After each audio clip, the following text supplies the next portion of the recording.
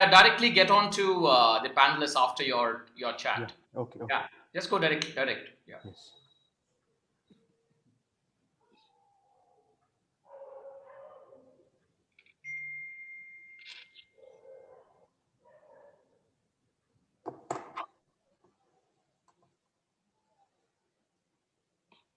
Okay. Good evening, everyone. A very, very warm welcome. This is Vijeta here from the Thai Bangalore team.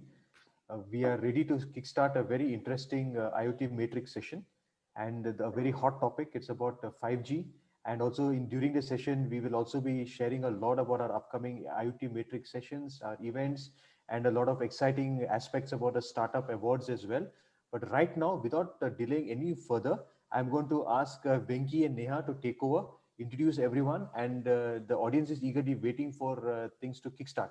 So over to you guys, and we shall be keep an eye out on the Zoom chat. Any questions, etc., please put it over there, and we're ready to go. Neha and Venki, over to you guys. Thank you so much. Okay, great. So thanks Vijeta for that introduction. So as Vijeta was saying, a very warm welcome to everybody. I know it's a weekend, but this is going to be one of the most fascinating meetups that we are having as part of the IoT forum, and this incidentally would be one of the last meetups for the year 2020, because the next big event, the global summit of the IoT forum, which we call IoT Metrics, is on 10th and 11th of December. So we urge all of you to register. It's free for the moment. Go ahead and do the honors. We're having an exciting panel today, and this is primarily on 5G, and this is the first 5G core group panel that we have for this year, and it's going to be moderated by none other than our star 5G wireless startup from India, the co-founder Neha Satak, and we have a fantastic panelists on the floor as well. I will let Neha take over from here, let's have a very interesting discussion, Neha. Thank you so much, Vijeta and Venki. It's my pleasure to host such amazing panelists today who have contributed to the 5G industry from India for many years now. The 5G wave is sweeping all industry sectors. IoT is no exception. Global politics is also not unaffected by 5G. So in today's panel discussion, we want to explore how ready is India's 5G ecosystem. Can we as a country leapfrog to a country with strong contribution to 5G technology and 5G products globally? I would like to welcome our panelist, Ms. Pamela Kumar, who is Ms. Pamela Kumar is Director General of TSDSI. Mr. Ambrish Anjane Reddy, who is co-founder of Sukta, a really great emerging 5G startup. Mr. Subhash Mondal, who is 5G wireless head at Wipro, and Dr. Debabatra Das, who is professor at Triple IT Bangalore. So welcome everyone. We are very glad to have you all, and a warm welcome to also all the participants on for this call today. I would start the discussion by asking each panelist a question, and we will then kind of take it as a free flow discussion to get the most out of this session. So, ma'am, Pamela, ma'am, since you're on the panel, I would like to start with you. So you have been in the telecom and semiconductor industry for more than 3 decades now. You are also the Director General of TSDSI since 2017. For all of you who don't know, TSDSI is, the standards body of India who is contributing from India to ITU, putting our requirements in front of the world in terms of standardization. And this gives you, ma'am, a very unique Indian and global perspective. And so we would like to, know about your perspective of how India is contributing to the 5G standards, and what role can we play in the 5G development in the world. Over to you, ma'am.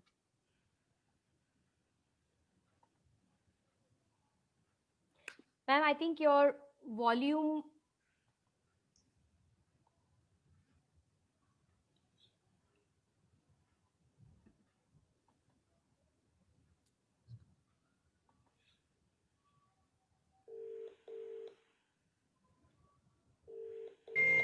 Am I audible now? Yes. Yes, ma'am. Yes, we can hear you Okay. now. Great. Okay. So I will keep myself on this audio setting because it keeps moving down automatically, and that seems to be causing problems. So yeah, regarding your question on what India is contributing in 5G standards and what is the role we can play in 5G deployments. So I think I would say TSDSI. TSDSI is the Telecom Standards Development Society of India, and its charter is essentially to enable to take Indian requirements, to make sure that Indian requirements are addressed in global standards, and also to enable the innovations happening in India to be incorporated into the global standards. So with the purview that India would have its fair share in the global market, we would have products being developed here, being sold globally. And so that is basically the intention with which TSDSI has come into being. And our first success has been recently at ITU, where for 5G, which is also called IMT 2020 in ITU parlance, we have made a technology contribution which has become accepted along with 3GPP. So before I get into details of that, let me tell you like a kind of a story here, right? So way back in November 2016 is when we started this journey. We were sitting in the ITU meeting, and there was a discussion going on IMT 2020 use cases, usage scenarios, and they were talking about rural mobile broadband. So under rural mobile broadband, there were two proposals on the table. One was about 500 kilometer per hour bullet trains going through the villages of China. And they had a technology for that, which they wanted to include in the specifications. So that when the people sitting in the train should get mobile broadband access at 100 megabit per second uninterrupted. Then there was a proposal for 150 kilometer per hour highways in Europe and America in their villages, where they wanted uninterrupted broadband. And our proponents from our TSDSI team, which was there, for them, the solution they had for rural broadband in India was that every Gram Panchayat was going to get fiber, and there were going to be base stations at these Gram Panchayats. And how can we bring high bandwidth broadband communication using the base stations at these Gram Panchayats? Now, if you look at the ground realities, the Gram Panchayats, the distance between a base station at one Gram Panchayat to the other could vary from 6 kilometers to 12 kilometers or more, sometimes even 20 kilometers distance. Whereas all the standards are developed around last mile, which is 1.75 kilometers distance between base stations. So they had developed a technology which can enable communication, and the speeds may be lesser. Our mobility is not 125, 150 kilometers or 500 kilometers. We want 10 kilometers, 30 kilometers mobility, right? So that was the proposal we wanted to put on the table. There was a lot of opposition from vendors because they had designed technology differently. They didn't see a market in it or whatever. But we were able to mobilize other developing countries to support us and put it into the requirements. Now, what about the technology? So there is some innovation, some IPR that has been developed by the proponents of this, which they were trying to incorporate into the 3GPP specifications. So 3GPP is another standards body. ITU is where the countries are there. 3GPP is run by the businesses. Now, there's a different dynamics, right? So who has a louder voice, who has more votes, all those kind of things play out in 3GPP. And they were having big difficulty on getting their technologies, their innovations incorporated into the specifications in the way that they had designed it. So we made a proposal at ITU that we will submit a technology which includes this. And being a partner, TSDSI is a partner of 3GPP. So we own the specifications of 3GPP. So we brokered a deal with 3GPP that we will take the 3GPP specifications, we will enhance it with the enhancements that our innovators have done, and submit it to ITU as a parallel specification. So the journey has been tough. Every step of the way we have been opposed, and we have had to, but the fact that the government supported us vehemently, okay, that these 3 or 4 innovators, companies, one operator, some of the vendors, some of the Indian vendors, and our researchers came together and stuck together for 2.5 years in every single meeting. We have voiced it, and TSDSI as the partner there has a certain voice. We leveraged all of that power that we had to be able to go forward step by step, meeting after meeting after meeting. I think it's been over 20 meetings that we have fought our way through. And finally, yesterday, this has passed all the steps, which is finally step 8, as they call. We have and it has been declared as a IMT 2020 specification. Okay. So this is what, this is the first baby step in 5G that we have made. Okay. We have made a demonstration that yes, we can get a specification. Now, in terms of actual deployment in the country, there's a huge journey in front, path in front of us. It's uncharted territory for us. We need to take this. The products need to be developed to this specification. It needs to become a national standard. It needs to be mandated. It needs to be owned by our operators. They need to ask for it, or the government needs to regulate. The regulatory body needs to say that in Indian network on 5G, this 5Gi, as we call it, 5Gi compliance will be there. We need to have a mechanism to certify that compliance. So there's a lot more that needs to happen in terms of deployment, but we have made one big milestone in that direction. So that's the story that I had. That's really great, ma'am. Actually, that gives confidence to the industry of, how people can actually come together and unite to, make a change on a global level. So thank you so much for enlightening us about that. Mr. Amrish, I have the next question for you. So you are the co-founder of a highly sought after 5G startup in India, working on the latest 5G technology.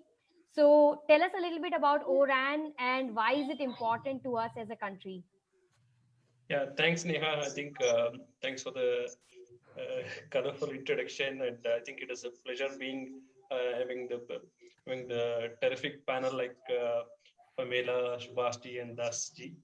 And coming back to O-RAN, yes. So from the traditional networking systems, it has been mostly like a proprietary system that the operators have deployed themselves, and O-RAN is all about opening up systems for everybody out there in the industry. So it is disaggregating the front hall, mid hall, using all this latest virtualization and the cloud principles. So basically, it encourages a lot of vendors to have a lot of niche vendors who have expertise, but they cannot give the full proprietary system.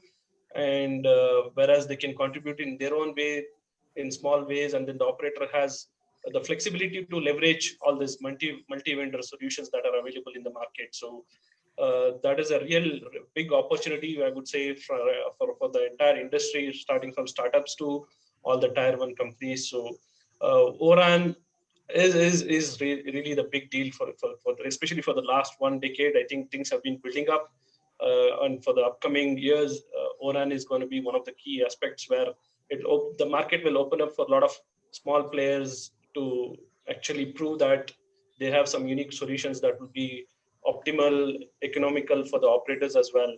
So that is one way. And coming back to something that is specific for India, I think for our country, for the last decade, if you see the contribution, though India has contributed a lot of contributed to the lot of telecom sector in terms of the services. They have been mostly in terms of services through the big tier one companies who offered the services, but whereas the products, there have been very little contribution. So I think with the ORAN coming up, there is a huge business opportunity for all the companies who are there in the space. They can build small products and contribute, and since it is open, I think there are huge opportunities opening up in the space. That is what I would like to add. That's really great, sir. You hit upon very important points, two very important points. The first point is that because of ORAN, there will be an ecosystem, or there is already an ecosystem created where smaller players can now enter the market. And second of all, this presents a very good opportunity for Indian companies, Indian, small to big companies to actually, come on the world stage, with their solutions. So thank you so much. We will now go to Dr. Das. Sir, you have a very illustrious career in academia and industry in the field of telecommunication. You've set great examples for the industry academia partnership in this sector by working with companies like homegrown, companies like Tejas Networks, and also MNCs like Intel, Nokia, and Microsoft. What do you think is the role of Indian academia, in the 5G ecosystem, especially, keeping in mind the collaboration with industry? Over to you, sir.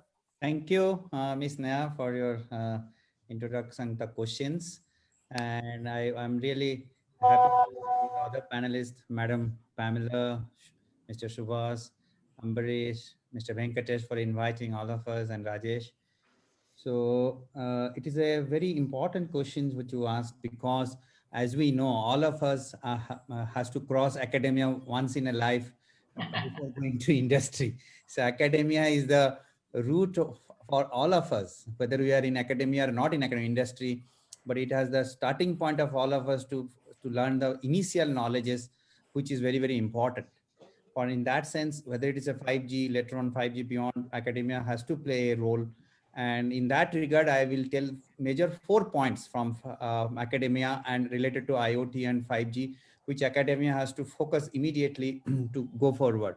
First and foremost thing is that academia should change has to have a dynamic curriculum.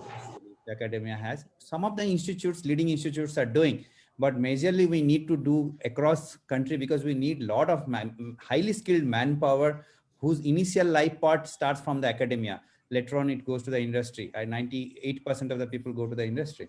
So in that, I feel that the academia should have the niche labs from the strong theories, because these subjects of the 5Gs and later on, which is going to come up, is not so easy to understand, first of all, and to make a hands-on experience. Academia has to move in that direction very fast, because the technology is changing rapidly.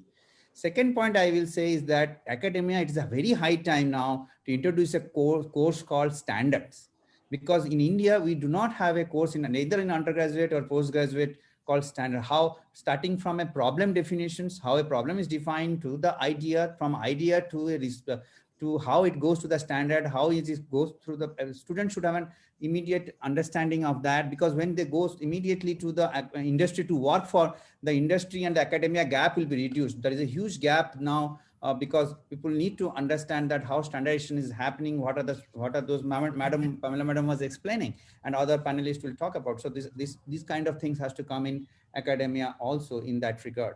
And now another thing academia has to do is that, because India is moving more towards R&D, our students' mentality, which academia has to teach them, that needs a lot of patience and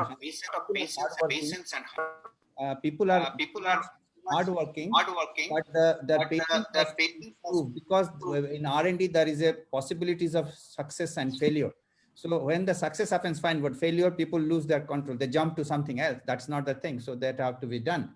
And now, lastly, I want to say is this, is that there is something called in the academia now, from our childhood. I will give you the example. From childhood, we all of us has gone through a good schools, good colleges and all.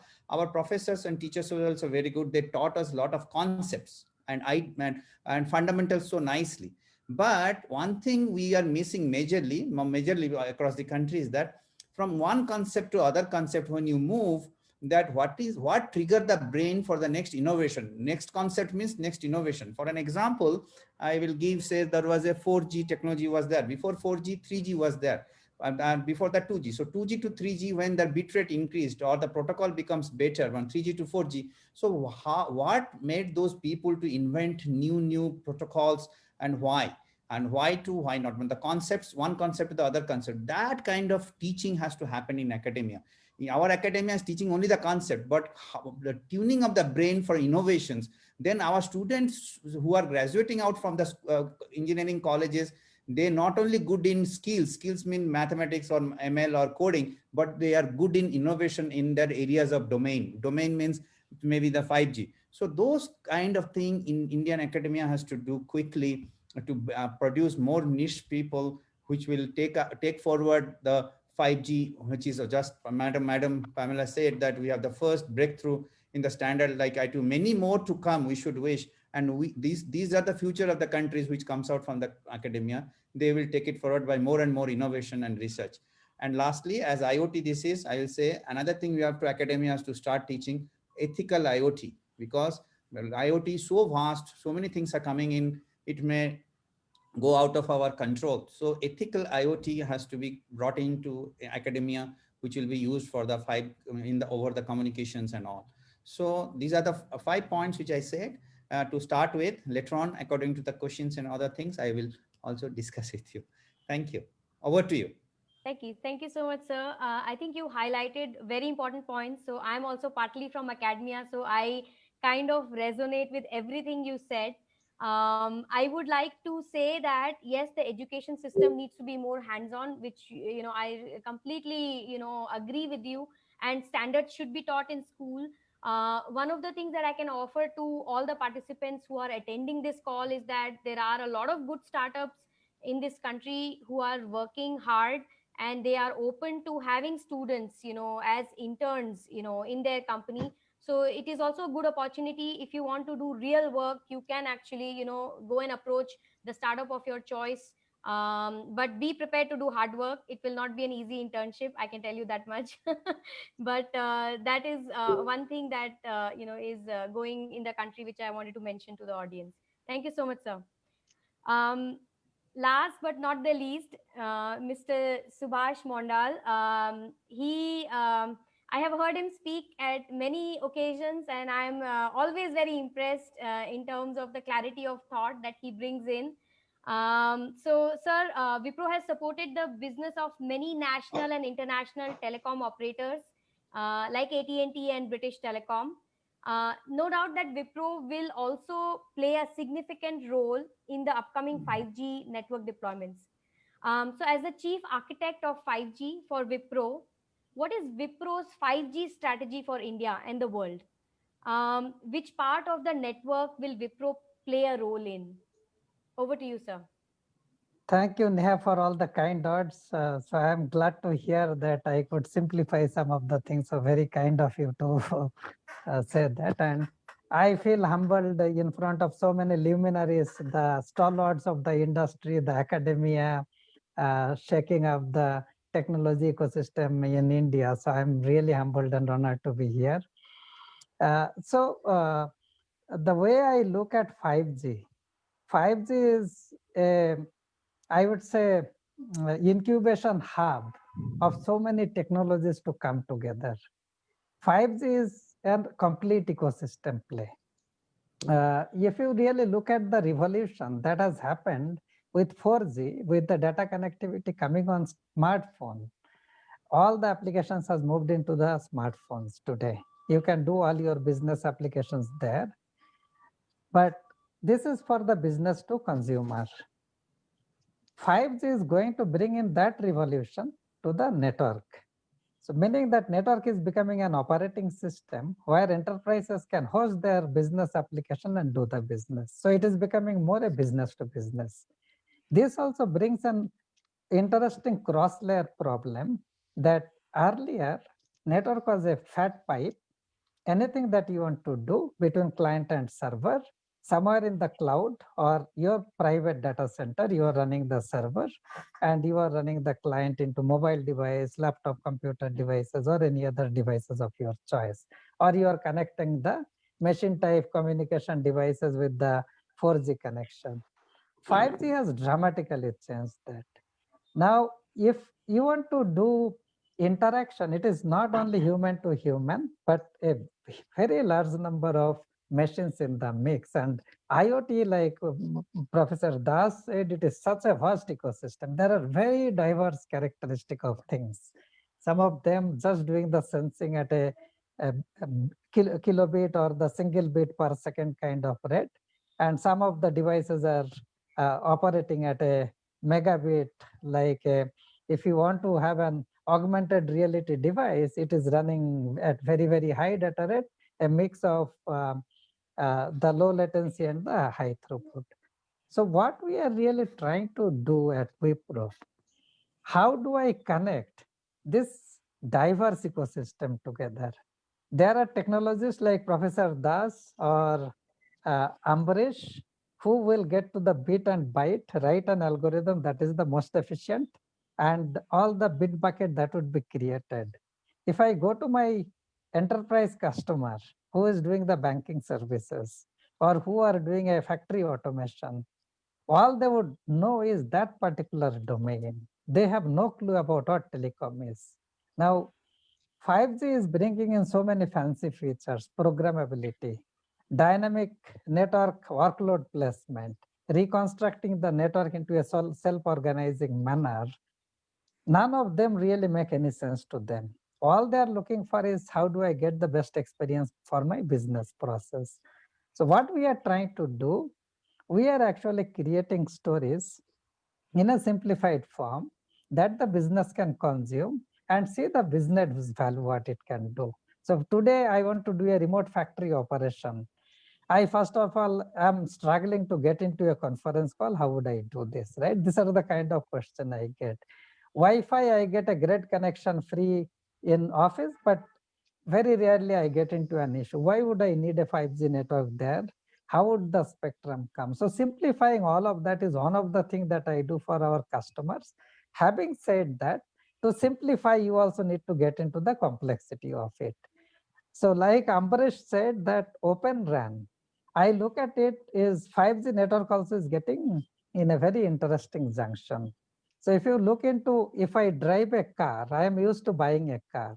If I disaggregate it, all I will get to do in the ORAN marketplace is buy a wheel, buy a steering, I buy an engine, I get the body panel, I have to assemble them together. I have to be accountable for this. So I would say it gives you great power.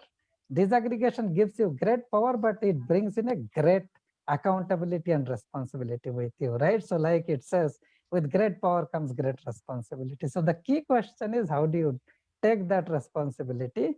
And if you have to really be a self-sufficient country, like Pamela has done a phenomenal job in getting the standard, but how do you move the standard to a real product and bring the know-hows? Standard, like Dr. Das said, it is not easy to create a standard. It requires a tremendous academic rigor.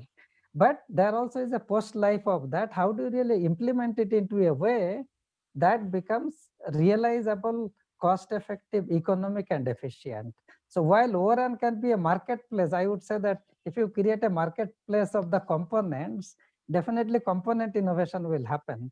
But you also need the specialist who can put them together, create that machine, support it, and also realize the end user requirement.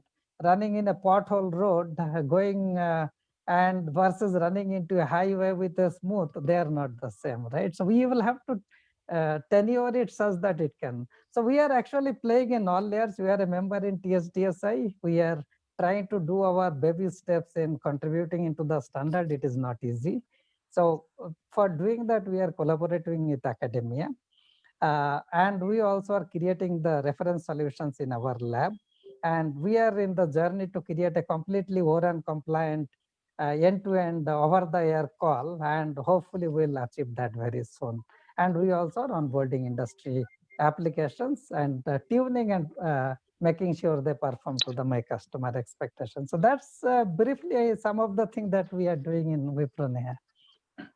Thank you so much, sir. I'm sure everybody will be keenly listening to how Wipro is getting into 5G, and I think you hit upon a really important point, because if the customer cannot adopt 5G, there is no use for us to deploy 5G. And I'm very glad to hear that Wipro is actually driving that adoption of 5G in the industry, to its customers. And that is something all IoT startups on this forum will also be looking at, how they can adopt 5G technologies to their advantage in their business. Thank you, sir. So I would like to ask Madam Pamela a second question, ma'am. I know you have a long experience, and I would like to know that we as a country, we deployed 4G infrastructure. We are still sort of in the midst of completing the 4G deployment, if you see, in some sense, and we are now getting ready to deploy 5G. The 4G deployment has mostly been facilitated by tech companies and technology which has come from outside. And is there any change that you see, ma'am, in the 5G and also upcoming 6G deployments in India as compared to how we deployed 4G? Over to you, ma'am. Yeah, so I mean, there is a lot, as we said, we've made our first foray into standards. There's a lot of excitement about making more contributions. There's all this talk about Atmanirbhar. We did this 5G high-level forum in which we set up the objective that 50% of the market share should go to Indian companies or make in India products. And India should try to garner 5 to 10% of global market share during the 5G era, right? So things like that. So there's a lot of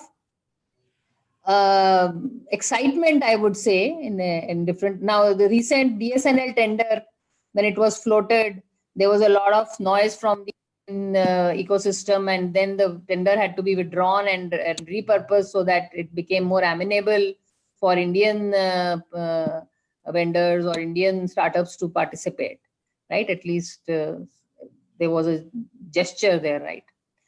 But then, so there is an aspirational excitement which is very visible now, okay? But at the ground realities level, there are huge barriers to be surmounted, right?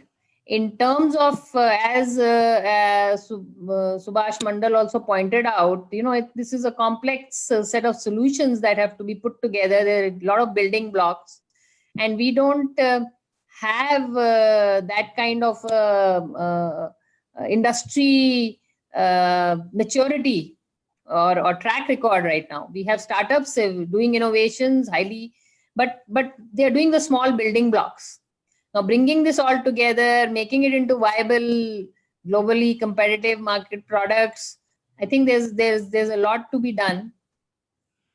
And so two things need to change. One thing is that the whole paradigm shift needs to change from the people who are writing the tenders or the RFPs, right? When they want to embrace new emerging technology, they need to participate. Our operators and the other, the other vertical industries, which consumers of technology, they need to evolve into doing use case definitions, use case requirements definitions, getting into pilots, getting into trials, and then embracing new technology, right? Not just writing an RFP, assuming that somebody else has whatever technology has been developed for the rest of the world will fit here and work here, and we will just embrace whatever has been developed, which is suboptimal, right? So the desire to influence the direction of technology, that requires a certain paradigm shift that needs to happen in the user community. The second paradigm shift that needs to happen is in our industry players or our startups. I mean, collaboration is the key. We need to think about co-opetition. This is the biggest challenge from an Indian perspective. It's not that we don't have the ideas, the capability, the innovation in our services industry. They're doing everything. All the expertise is here, right? This era of IoT is like the next big opportunity for us, and we have all the, and it's all going to be software driven. So all the expertise is here. But what is lacking is that framework where we collaborate to put the big picture together, to design the architecture, to do the roadmaps, to do the standards, and then get into deployment and creating a market, right? That's not what's happening. And we just don't know how. Our government, our industry and academia don't know how to collaborate. Okay. It's very, I mean, the quality of collaboration is very, very pathetic, I would say, right? So does the government, is the government playing the right role of bringing the people together? No, we don't have that track record, especially in the technology space. So I think that's the change that needs to happen for us to succeed. So, ma'am, would you say that we need something like an equivalent of the TIP, kind of an ecosystem in Europe, and also, the infrastructure projects that are, or rather the collaborative labs that are established all over the world, where any company can become a member. But is government the one, ma'am, as a follow-up question, is government the one who should, lead, creating such a platform, or should it be the industry? What is your view? So that is debatable, right? Sometimes we can say, okay, if government doesn't do it, it won't happen. Or maybe our industry comes together and feels. So sometimes they say in a country like India, we succeed in spite of the government rather than because of the government. So I think it's an ecosystem question. It's a $1 million question. What will work? I believe that government has a very key role to play, at least in the messaging, at least in the regulatory framework, at least in the enablement framework. Whether financing it, the government is able to do all the financing, or we have to have other sources of financing, is something to be thought about. But I do believe that the government can make a big difference. Thank you, ma'am. Actually, I would like to ask the same question to Dr. Das. What do you think is required for industry to come together and collaborate? These kind of ecosystem that exist elsewhere in the world, how can we create such an ecosystem in India? Yes, this is a very important question, because if you look at other successful countries there is a beautiful ecosystem between government, academia, and industry. And here, what Madam said is absolutely correct. Pamela Madam said absolutely correct. However, at present, we have been trying, of course, Madam and all are trying to convince the government to help the industry and all, particularly in R&D, startup and R&D. So those things are going on for last 5 years, and it slowly it is now giving little fruits. A small government initiatives are already started, but government is also very much watching that how it will go forward, like giving some seed money to a startup, small amount or something, but it's very small numbers. It's not a big number, the number of startups we look at across the country and people are wanting to go for. So in that respect, government is very much dependent on the academia. Okay. Why? Because government always fails. What I saw in last 15 years of my in different committees of this government of India and government of different states, particularly Karnataka, government feel very comfortable to collaborate with the academia, and they are pushing academia, which is very good. And also academia should embrace it. Actually, academia should go forward 2 steps. When if government comes 1 step, embrace it, to tie up with the government, bring the fund. Academia has the knowledge, and industry has very brilliant people. Let me tell you, a lot of R&D happens in the industry. Extremely talented people are there in industry. So government makes the policy and fund, and the academia should go forward, because academia has the understanding of both the sides. So academia in one hand to the government, other hand should embrace the industry. So then it will go up. If you look at the Germany and US, all the major R&D startups are in the academia, one side of the academia's campuses. So going on. So I think academia, it's a very high time they should go forward and embrace, because academia is getting lost only teaching and looking at the students, MS, PhDs and all, majority of us. So we should do that, absolutely do that, because we have to build the next generation. But along with that, we should walk another 2 steps, which I strongly feel. And I also promote that whoever I meet, my friends across the country and all, we always discuss that we should walk two miles ahead in this. And if we walk, then government will come to us, industry will come to us. That is, I am 100% sure, that I have absolutely no doubt.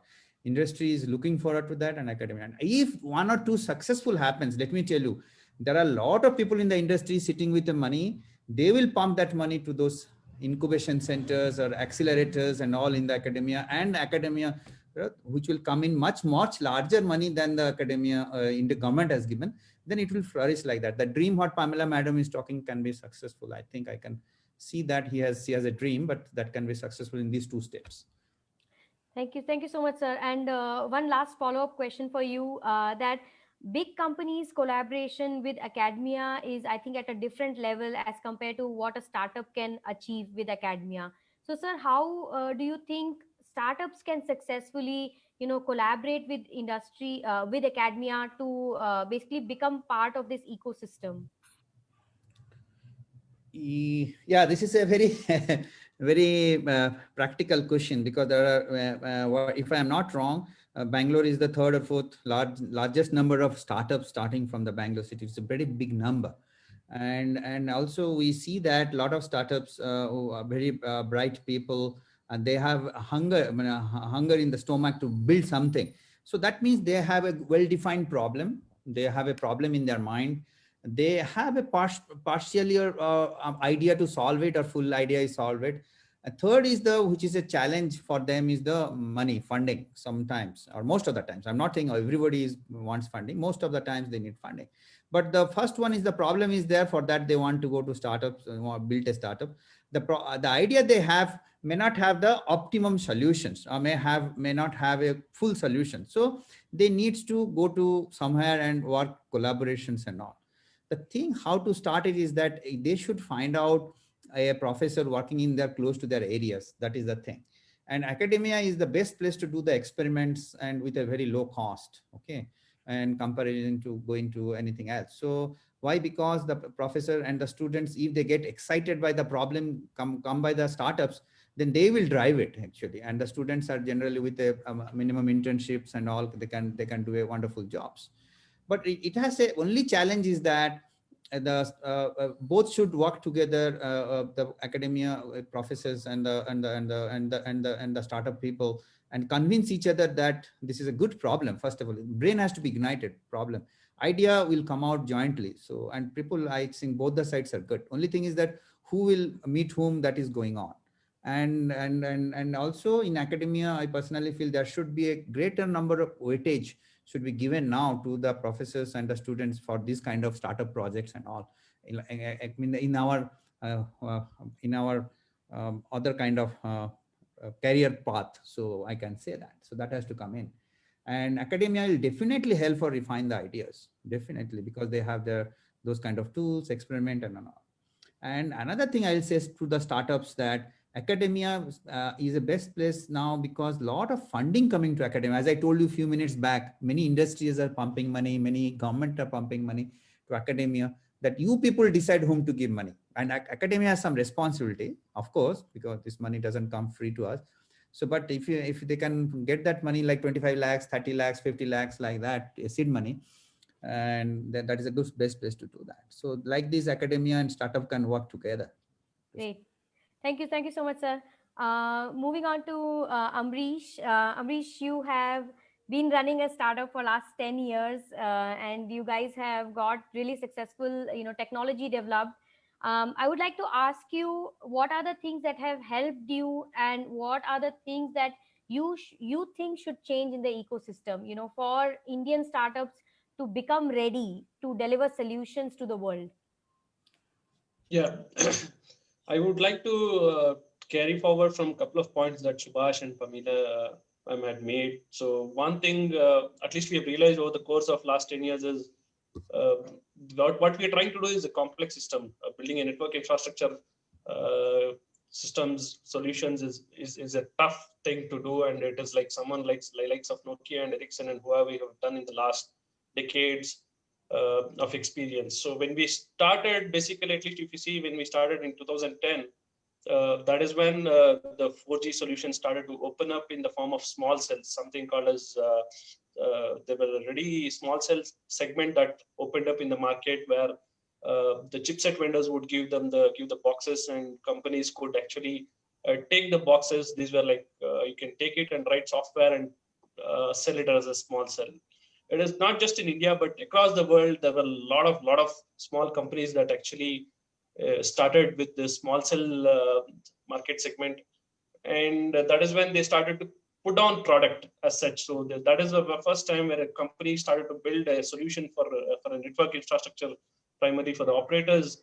And it was a very good learning process for our startups like us. For example, when we started, we got to learn how do we actually build a full product. We were working in the big companies in the likes of Nokia and Ericsson, but when we came out and started doing solutions, then we realized what are the different challenges that we face in terms of hardware, in terms of the entire system solution. What does it really take for someone to take it to an operator or take it to the field and test it? So this has been a very, very big learning curve for the last decade. There are a lot of companies in India that actually got started, especially in Bangalore, that came up in the 4G, started with their 4G solutions, and it has been a learning experience. That is why we are not ready to deploy. Like Pamela ma'am said, BSNL, we could really influence, at least in this decade. But in the last decade, if you would have talked about influencing a BSNL decision, giving a tender to somebody else, I think everybody would have told us, please take a walk, don't even come near us. But at least now we are there where we can start a dialogue, but still we are not there in a position where we can actually deploy our products. Because it is a complex system. That is where I think collaboration is one key aspect, where we need to collaborate mutually across startups, across academia. That is one key area where we can actually do a lot of interoperability tests, prove that our systems are actually robust. We have to work our way through. It is not going to happen just like that, but we have to work our way through. So this 4G has given a lot of experience. Now going into 5G, I think, at least personally from our company perspective, when we look at it, I think we have a lot of, double the confidence than when we started 10 years back in terms of building 5G solutions. Just because we have built the confidence, we have worked our way through.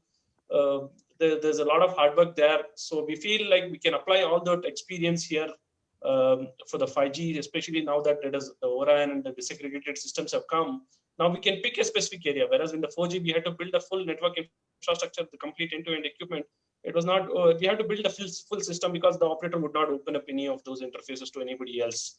Now with 5G coming up, I think there's a lot more opportunity. There's a lot of learnings that we have got for the last 10 years. All the communities, not just from us, but it is a common opinion that we have heard about from all the startups.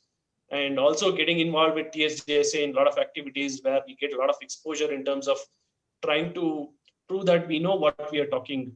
So it gives us a lot of leverage when we are actually entering into the 5G space.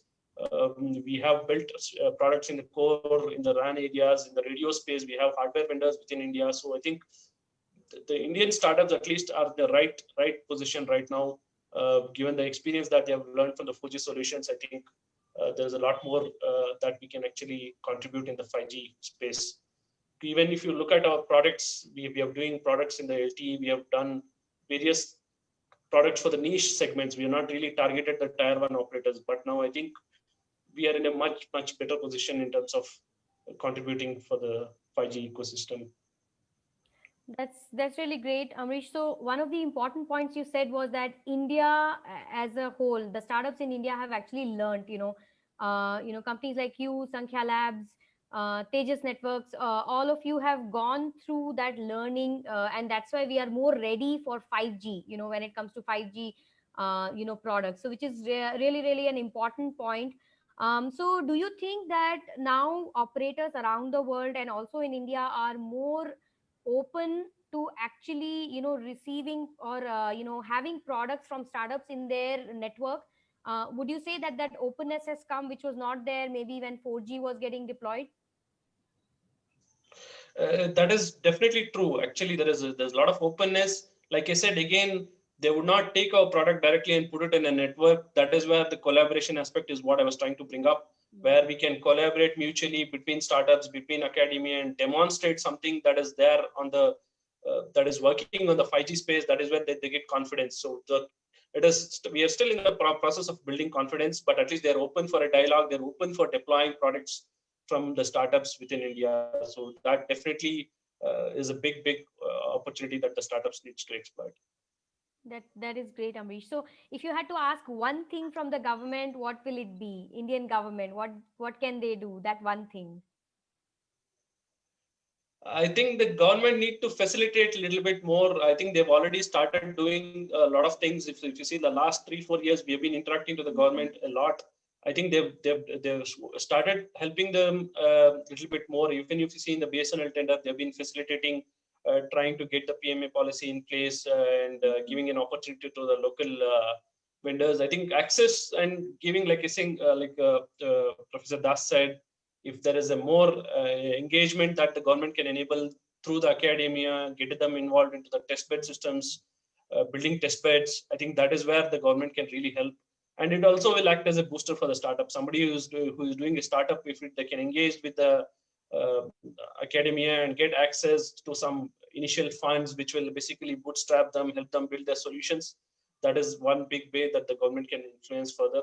I think once the products are there, once they have built their product, I think it eventually they can get access to the customers. So that is something that they will work out.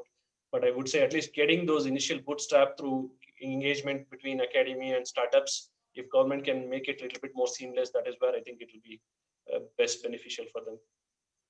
That is great, Amrish. Thank you so much. Mrs. Subhash, so I would like to, discuss a little bit more about something you mentioned, in your opening statements, that Wipro actually works, keeping the user in mind. So from that perspective, sir, what kind of a 5G architecture should India adopt, and how can we come to a conclusion about that 5G architecture which works for India, which works from the side of the user? So I just wanted to get your thoughts on that.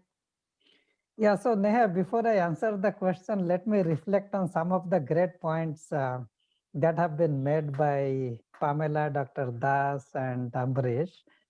So to me, 5G is an ecosystem play. And if I may use a mythological anecdote, how do you bring the Lakshmi and Saraswati together, right? So, and at the same time, you make sure that a scholar doesn't die of starvation, and a wealthy person doesn't die of lack of wisdom, right? So how do you really make that happen? So one of the key thing in our architectural designing is, how do you really create a connected ecosystem where the consumers and producers are having a trusted relationship, where the consumer can consume what it is looking for. And I am not a fan of a reserved market, but let me say this. If somebody who is technology bankrupt, I'm sorry for using such a strong word, if I look at a country who is exporting technology, but producing very little intellectual property, if we have to move by leaps and bounds, where I can go and say that I have my technology sufficiency, that's a huge statement. And that requires an ecosystem. The startups, they have only limited means in terms of how much they can endure and sustain. The folks who are doing the service, you build a network and then have a network uptime, forbid another corona happening. How do you make sure that everybody is connected? Sudden burst of the bandwidth requirements are taken care. Huge task. So the telcos, per se, the providers, service providers cannot take the risk of building something which is not proven. So the key question is, how do you really break this chicken and egg? How do you create a architecture that really works? So in my mind, everybody got a great role to play. Like Professor Das said, that there are a lot of great talent who can create a formal system. But today, if you really look into, we are probably doing a secondary or tertiary research into the academic, because there are a set of criteria given how many papers are presented. And that becomes a basic necessity for one to fulfill the condition of the degree.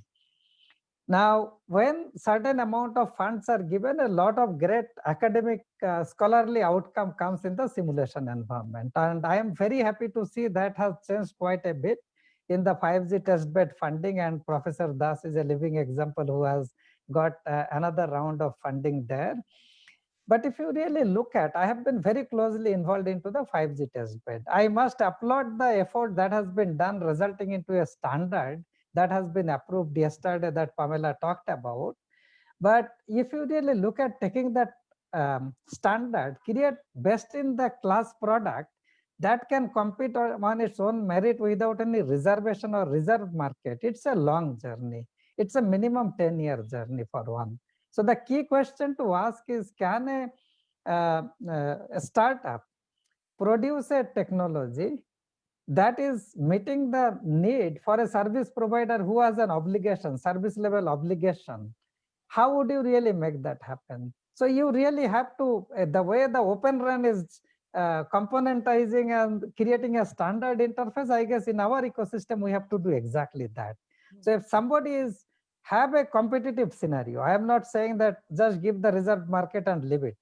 Can we bring together a consumer and a producer, have some kind of booster money so that they can survive and endure during this period, but a clearly defined end objective, which has a academia, but subject to interworking with the industry in such a fashion, it creates a component that interoperates with another component that is getting created. So academia becomes a fuel in creating best in class component for a startup. Same is done from another pocket into another area, but they interwork and interoperate. So I'm not criticizing any of them, but today if I look into the 5G test bed, the key question is that when you put all of them together, how much production readiness we are thinking in mind. So while the academicians have done the great, I would say the progress, they have tried to recruit engineers to create the kind of ask that government has put. In my mind, a more effective model would be, can we bring the industry, give little bit stimulus fund to them, and then make sure that they become the carrier, and then bring a consumer and say that 15% of the market must be addressed by the technology thus created, and enable an open source ecosystem like TEEP is doing, and fund that activity, like the European funding is doing it for the 5G PPP project. Why cannot that be a common thread that can stitch everybody together, bring a system integrator who takes the accountability to put everything together? I guess that is the kind of architectural model I would like to take. It should be plug and play, multi-vendor, componentized with a standard interface that really works, performs, and scales. Right. So I think that's the kind of architecture we'll have to look at. No, that is a great thing. Actually, that's what brings together even big companies like Wipro, who can actually be the system integrators to put all of this together. Take solutions from different companies who are working with academia. Sir, but I also wanted to ask you one follow-up question on this, that to create such an ecosystem in India, does industry, the established industry, have a role to play? Do you think like big companies can come together to along with the government to sort of set up a TIP kind of a facility, or it has to be a government led initiative that we require? So Neha, I don't think either government or the industries alone can do it. So let me share my thought. How practical, I do not know. Okay, but it's a complex problem, like Pamela said. So if we have to create a TIP kind of stuff, how did it really take off, right? The Facebook did a significant contribution you can say as a CSR or because of further business interest, I am not commenting on that. That became the best. If you look into Open Daylight, Cisco contributed a significant chunk of the code that became the best. If you look into OneApp, AT&T and China Mobile contributed significant amount of code base because of their vested interest to manage their infrastructure. So if some of our customers who are wanting to disrupt the way they buy and build their network in that fashion, and that is a complex transformation. Today, if you really look at the managed services model we have, completely hands-free operation, give it to a majority supplier to build, operate network. I only command them to meet the SLA. The tray has the regulatory KPIs. If that is not met, go choke their neck. You have a very safe proposition, and you, on the other hand, on the commercial side, push them down. Moving that into a self-operating condition and making it a completely self-organizing, self-optimizing is a huge journey to be taken. That AT&T has taken as an example, right? I can quote it because it is in public domain. So are we willing to take that journey? That is one question. If we are, then you will have to bring together the academia and then industry. That is one perspective I wanted to share. The second perspective I wanted to say, why the companies like us are hesitating to get into a business where I can really integrate and sell a product in the market. That is because even if I invest, I really do not know at the end if the business is there for me or not, because it is a hyper competitive market. We are taking the baby step now and expecting to compete with the best in the world. It just is not going to happen in non-days. So how do you give that reserved market, at least for the incubation period? That becomes a key factor. And if that comes in, I think the business leaders will be able to make a decision. Like Dr. Das said, it is not capability issue. It is really creating that ecosystem. You have the petrol, you have the everything, but that ignition is missing, right? How do you create that ignition, right? It's all about that, I guess. Thank you so much. So actually, I think all of the panelists have highlighted different parts of the ecosystem that exist in India today and what should exist in the future. So I think I thank you all for giving a very good view to the participants, about 5G ecosystem in India, and what we need to do to make it better, as a country, for us to actually succeed as a technology country with intellectual property developed here, but not just for India but also for the world. So I would like to take 2 minutes to ask all the participants to post their questions on the chat, and we will pick up, please mention also one panelist whom you would like to answer your question. So I'll give you 2 minutes to post your questions, and we'll pick up 4 questions in the chat, and we will post it to our panelists. So I will pick the questions. Please type away your questions for the next 2 minutes.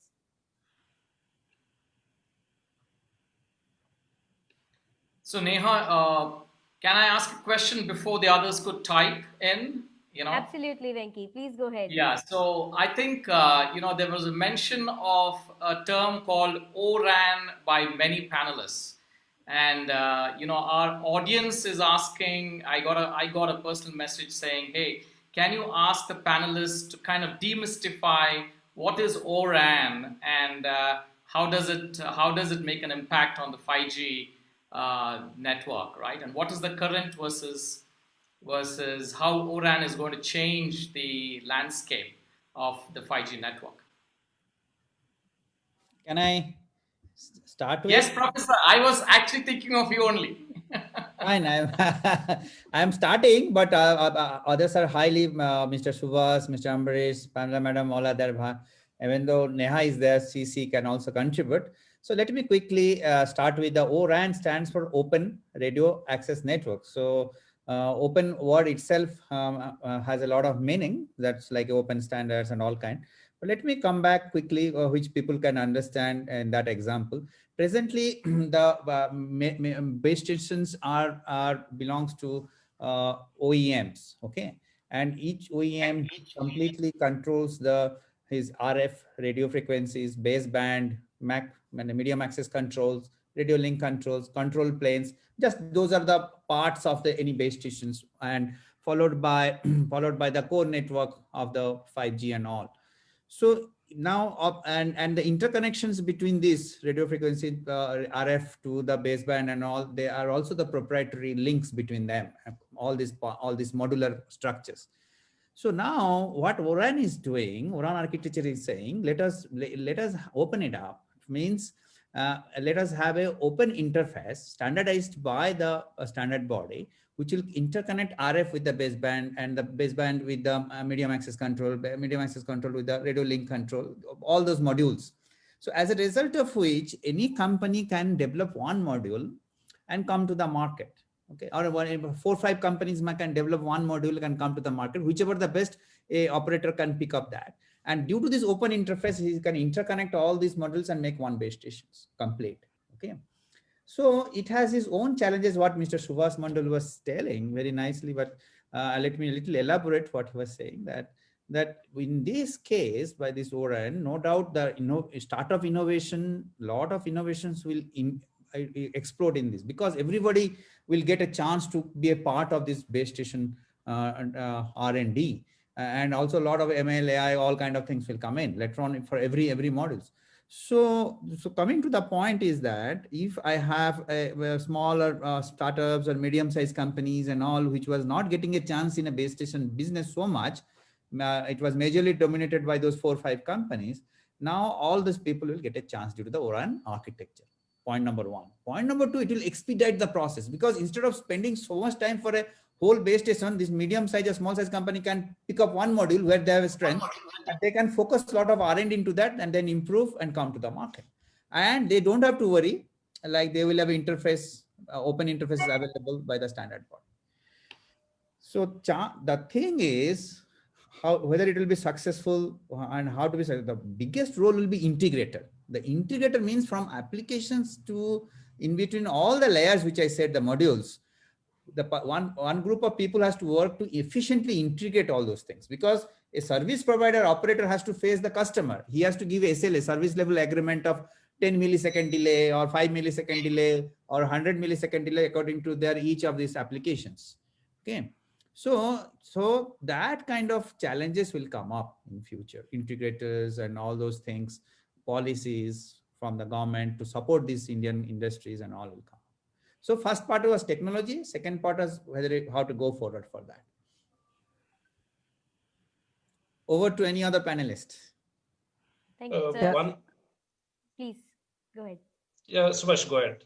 No, Amrish, you go first. I will go last. Okay, go ahead. Yeah, I please. just want to make a quick point. So the other key aspect of ORAN is primarily the operator. Basically, if you see in the legacy networks, they did not have any option of choosing anything specific. For example, he had to buy the full network equipment from one of those vendors, and if there is a part of the system that is really faulty, then he's actually locked with that particular vendor. He does not have any opportunity. Then he has to just shell out all the money that he has to pay for the vendor, and then he's really tied up there. He's in a tight spot. Now, if you see, like you said, there are various components in the system. If, say, for example, if the radio part or if the antenna part of if the RF part has gone bad, then he has no opportunity but just he has to stick with the existing vendor, ask him to optimize further. If there is any performance power issues, then he has to just stay with them. Whereas in the ORAN system, because of the standards and the flexibility that they have, they can basically swap out any of those components if they feel there's a suboptimal system in their entire network. So it gives them an opportunity. It is a win-win situation for all of them. Basically, it gives an opportunity for different vendors to contribute to different operators. And on the other side, the operator also has the flexibility to pick and choose what parts he wants to actually use based on his financials and performance and other scenarios. Yes, Subhash, would you like to go next? Yeah. So I just will add, since the question came, what is ORAN? I am presuming that the audience do not have too much of background on the evolution of the network architecture. So I was trying to give little historical perspective and connect the dots so that it becomes simple for everybody. So if you look at a 5G network, it is fairly open interface based standard, or 4G for that matter. So then the question comes, what is it that O-RAN is changing? So if you look at a base station coming from one vendor, a packet core network coming from another vendor, by handset that is certified to be a 3GPP compliant handset, it works with any network. So there are certain macro level open interfaces that exist today. What O-RAN is trying to do is cloudification of the radio access network, exactly the way the client server architecture has evolved in the IT world, with the cloud technology coming, with the servers getting virtualized, you are able to run the IT application. So the first phase of that evolution came with the software defined networking and network function virtualization. And the part of the network that got I would say disrupted was the core network to begin with. So if you look into the packet core network, today it is fairly virtualized. Now virtualization in technical term, many of you are deep tech companies, so I will just give this little analogy that when you are virtualizing, you are running your applications into a virtual machine. That was the first phase. But virtual machine comes with a lot of overhead and its associated challenges of inefficiency. So for example, Professor Das can tell how complex it can be on the radio scheduling algorithms at a MAC layer or a RLCP, DCP layer.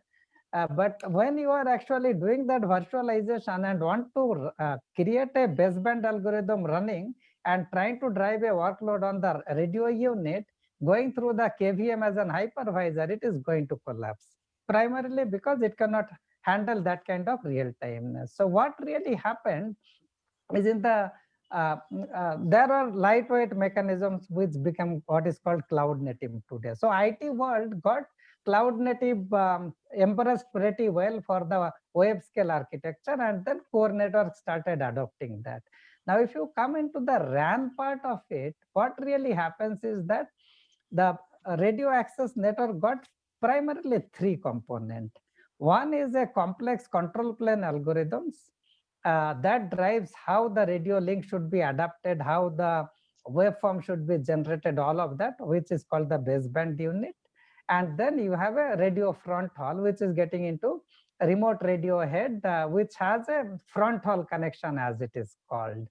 Now, typically, the radio unit, the baseband unit, all of that come from a single vendor. So it is, to crude analogy, is a human body is connected with a head, and you cannot really separate them out. So today you can say an autonomic system of like a human is instantiated into a base station. So what Open RAN is trying to do, separate the head and body and still make sure that functional integrity is maintained, and saying that this is Subhash, this is Professor Das, this is Ambrish, this is Pamela, right? So how do you really create that kind of mechanism is what O-RAN is trying to do, but it is leveraging all 3GPP standard. What it is trying to do, define some additional open standard interfaces that will accelerate the process, so that the radio unit can come from a vendor, baseband unit come from another vendor, and then you have the interoperability ensured there. Now there are two parts. O-RAN is a standards organization, and there is a software implementation which is called O-RAN Software Community that is running as a Linux Foundation project. And there is a telecom infra project activity going where these source codes are getting developed. So it's a combination. O-RAN per se is a standard development part, and the actual implementation is in the O-RAN Software Community in TIP, Telecom Infra Project. So I hope that gives some clarity, but if you need more clarification, you can reach out to any one of us. We can tell more about it. This is the clarity of mind I was talking about, Subhash. So you did an excellent job in explaining to everyone what is O-RAN and what are the resources available. Thank you so much. I would like to take one question from Mr. Arvind Tiwari, and then one more question from the audience. Mr. Arvind, please go ahead. Actually, it's not a question, but it was a comment going back to Pamela's question about the ecosystem and the government and all that. And Professor Das has mentioned. So the Indian economy is not as large as we imagine compared to the 5G. Our companies are also not large, and they don't have a business case to invest in talent for 5-6 years, because standards is a very technical and political process. It's fairly long marathon work. Thanks to Pamela for letting it ASDSA run it. And unless you get vendors with strong business interest to drive it, you can't get momentum. It's very difficult. I mean, even for academia, 5 years later, you won't even have a PhD out of that topic. It just takes a lot of time. So it's vital for the government to take the lead, but the businesses need to start playing for not sprint races like an IT project, but it's a marathon. And one of the suggestions on 5G is we will not get 5G all over the country. Nobody has enough money apart from one vendor, which is also not going to see any returns. You won't get the money. 5G is expensive, the base stations, etc. But if we start using 5G for private networks, industrial townships, etc., you don't need an operator license from TRAI to come and do it. Startups, IT vendors, they can put up a private network in a port, etc. I think it will really take off. That would be my suggestion. Thank you. Thank you so much, Arvind. So I will take our last question from Mr. Sriram. He has posted a question, about security aspects of 5G. Like, is 5G secure, especially for those who are implementing IoT solutions using 5G connectivity? So I would throw it open to any panelist who would like to take a dig at that first. I will not dig into it because I will not stop. So, but if required, I will. Okay, why don't you go ahead, Subhash, to answer the question? Yeah, see, the IoT security is a very complex topic that I don't think in a few minutes can be answered. So there are secure what you can secure, do not secure what you cannot, right? That is the philosophy with which IoT has been running. But 5G is bringing in a lot of additional aspect with the local offloading and all. So depending on the kind of devices you have, the capability it has, identity access management mechanism you have, you probably can or cannot secure your devices. So I think with that, I will stop, because if I start getting into deep, so I will not stop. So if there are follow-up, others would like to add, please do. Any other panelists would like to add to this question? Yeah, I think what Subhash said is 100%. So security is a wide aspect there. It's a very open-ended question. So, but at least, so in terms of the network infrastructure, end-to-end from the device to the networks, I think the security has been slightly enhanced from the LTE, existing LTE networks and the 4G networks in terms of the standard definitions. So all the key security aspects between the network functions are taken care, and in fact a little bit more stringent in terms of making sure that the network systems are as such secure. But from the application perspective, I think that is where it is a wide area where the 3GPP as such does not address it. So it has to be addressed at a different level. So I would put in a couple of thoughts here, throw in a couple of thoughts here. See, on security at every layer, at every level, as technology is evolving, addressing security is an integral part of development now, whether it is standards or anything. It's become, sort of integrated. You always have to keep addressing security, and it keeps evolving.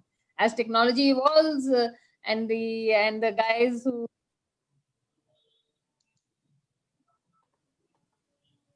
Ma'am, your audio has gone again, please.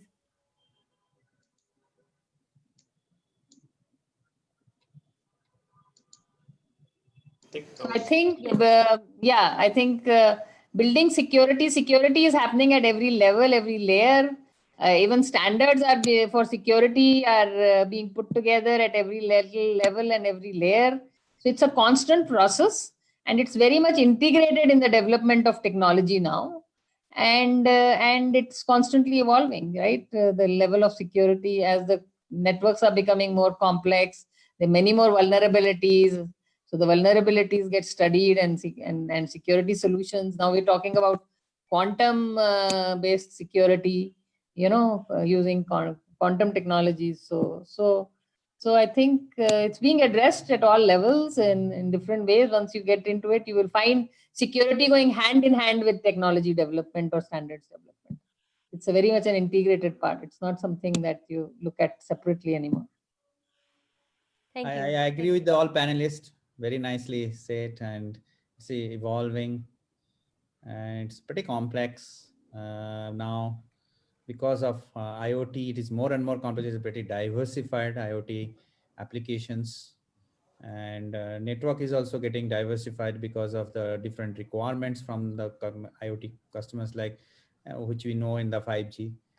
And it's a long way to go, but a lot of work happening in India in this regards, and particularly India is going for digital financial transactions, which is security is extremely important in that way. And 3GPP's vice chairman is from India in security verticals. He stays in Bangalore. So Yeah. so it's going on. Great. Thank you. Thank you so much. Thank you so much to all the panelists and also all the participants who have actually, contributed to this session, through their questions and also by, listening to what all we have to say and, sticking around for about 1.5 hours now. So thank you so much. Thank you, Dr. Das. Thank you, Amrish. Thank you, Pamela. Thank you, Subhash. And also a big thanks to Venki and Vijeta for also doing the honors in the beginning and also organizing this panel. With this, I would like to close the panel and wish you good night, good morning to anybody who is in US, and good evening to anybody who is in Europe. Thank you. Thanks to Neha for anchoring things so nicely, and and Theory, Pamela Madam, Subhas, and Amrish, and Venki particularly, as you said. Namaste. Good night. Thank you, Neha, and all the panelists, for agreeing to kind of, come at short notice. Thank you very, very much. It was very interesting. You made our day. Thank you very much. Thank Bye. you. Thank Bye. you. Bye. Thank you, Vicky, for Thank you, everyone. Thank you. Thank you, Amrish. Bye. Yeah. Bye-bye.